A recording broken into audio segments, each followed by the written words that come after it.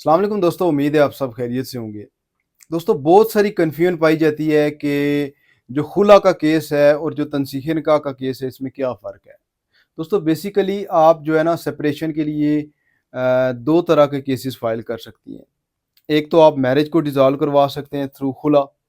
ठीक है, जब आप खुला के ज़रिए केस फाइल करेंगे या आपने मैरिज को डिसॉल्व करवाएंगे, तो फिर उस सूरत में जो उसका बीवी का हक महर है, जो खामन ने उसको दिया होता है, या उसने जो डेफर्ड डावर जो है ना वो जिसकी शक्ल में खामन ने देना होता है, तो फिर उसके ऊपर जो है ना वो उसका इफेक्ट होगा उस खुला की डिग्री का।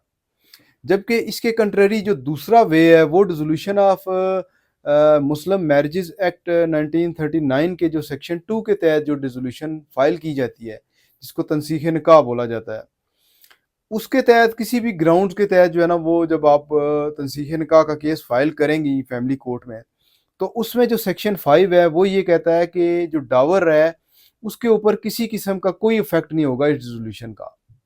इस हवाले से सुप्रीम कोर्ट ऑफ पाकिस्तान का ये व्यू था कि इसके लिए वाइफ की जो कंसेंट है वो बहुत ज़रूरी है।